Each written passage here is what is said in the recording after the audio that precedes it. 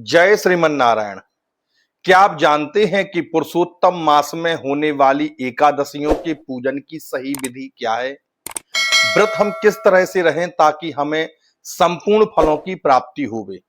तो आइए आज इस वीडियो में हम जानेंगे किस तरह हमें व्रत करना चाहिए, किन किन वस्तुओं का व्रत में निषेध किया गया है, व्रत कब से प्रारंभ करें, पारण कैसे करें, कब समापन करें। ये संपूर्ण जानकारी आपको इस एक वीडियो में मिलेगी। तो आइए हम इसे प्रारंभ करते हैं। बोलिए गजानंद भगवान की जय। सज्जनों, पुरुषोत्तम मास अधिक मास कहलाता है। इसमें दो एकादशियां होती हैं। शुक्ल पक्ष की एकादशी को पद्मिनी एकादशी कहते हैं और कृष्ण पक्ष की एकादशी का अत्यंत विशिष्ट स्थान है, इसको हम परमा एकादशी के नाम से जानते हैं। यह दोनों एकादशियां पवित्र और कल्याण की देने वाली हैं। यह दोनों एकादशियां 3 वर्ष बाद आती हैं। अतः इस दिन भगवान विष्णु और माता लक्ष्मी की पूजा, व्रत और दान करने से सामान्य दिनों की तुलना में कई गुना अधिक फल की प्राप्ति और पुण्य की प्राप्ति होती है। इससे जीवन के सभी कष्ट मिट जाते हैं, मनोकामनाएं पूर्ण होती हैं।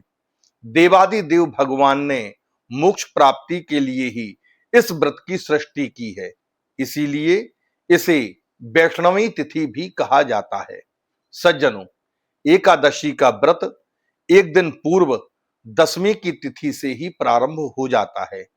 व्रत करने वाले वैष्णव भक्त दशमी तिथि को कांस, उड़द, मसूर, चना, कोंदों, शाक, मधु, दूसरे का अन्न, 2 बार भोजन व मैथुन, इन वस्तुओं का परित्याग कर दे।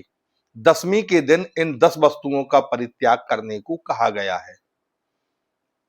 पद्म पुराण के श्लोक के अनुसार कास्यम, माशम, मसूरांश, चणकान, कोद्रवांश तथा शाकम, मधु, परान्नम चा पुनर्भोजन मैथुने वैष्णवो व्रत करता चा दशम्याम 10 वर्जयित।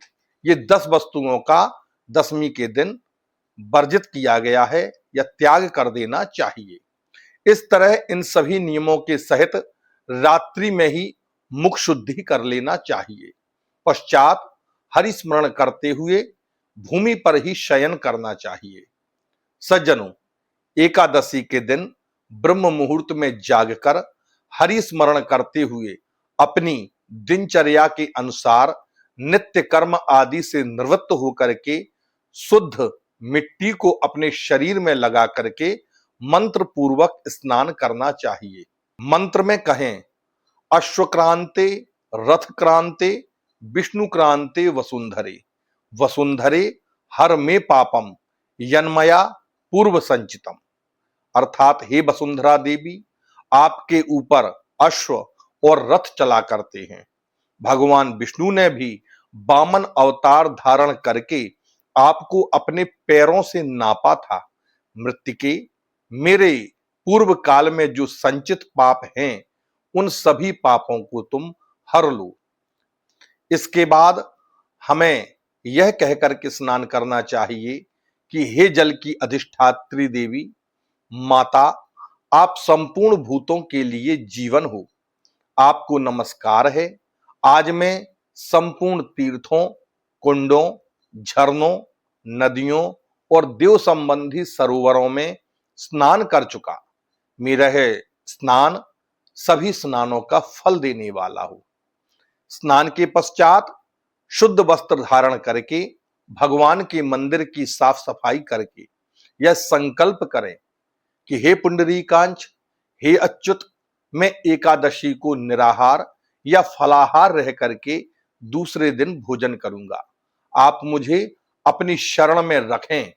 ऐसा नियम लेने के पश्चात हमें पतित व्यक्ति से, चोर से, पाखंडी से, दुराचारी से, मर्यादा भंग करने वालों से, अन्य जितने भी दुराचारी कहे गए हैं इन सभी से वार्तालाप नहीं करनी चाहिए। अपने मन को वश में रखते हुए भगवान श्री हरि का पूजन करना चाहिए और शुद्ध मन से प्रार्थना करनी चाहिए।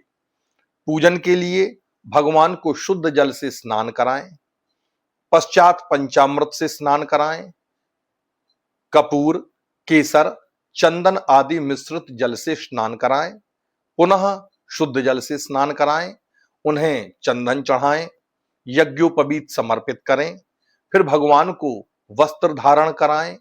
पुराणोक्त तथा सामयिक पुष्प उस समय ऋतु में जो पुष्प आपको मिल जाएं, उन्हीं पुष्पों से तथा कोमल कोमल तुलसी दलों से भगवान का पूजन करें, उन्हें समर्पित करें।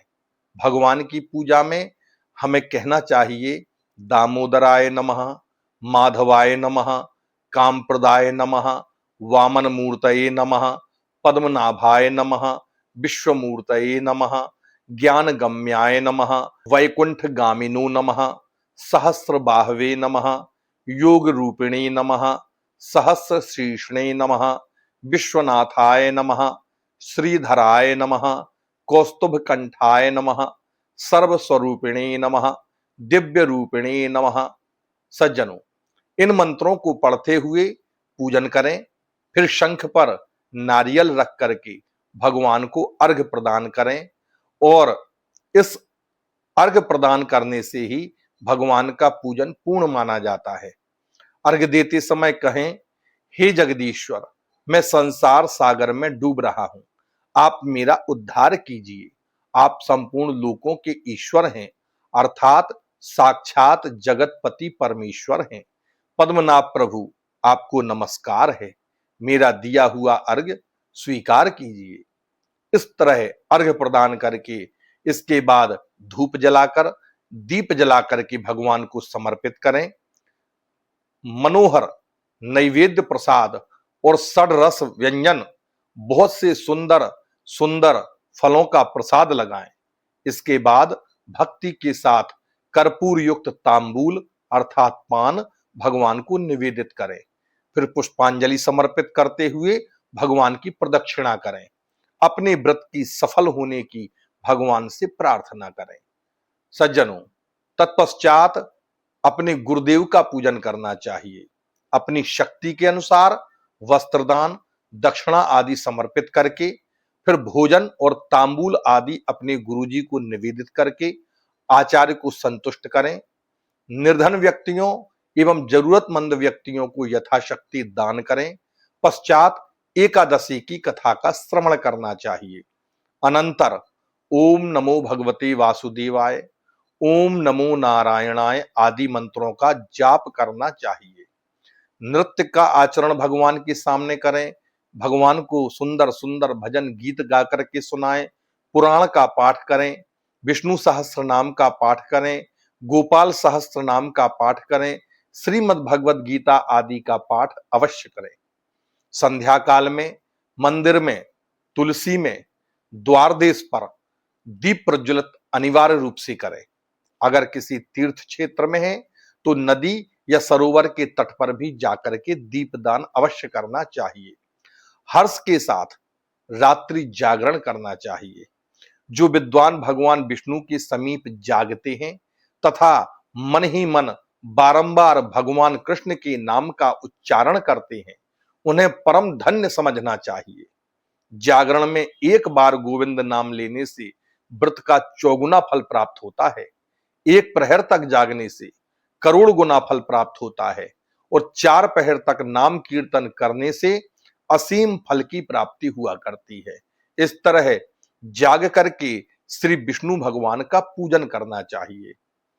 फिर प्रातःकाल स्नान करके श्री हरि का पुनः पूजन करें और निम्न मंत्र से व्रत का समर्पण करना चाहिए और कहना चाहिए, अज्ञान तिमिरांधस्य व्रते नानेन केशव, प्रसीद सुमुखो भूत्वा ज्ञान दृष्टि प्रदो भव।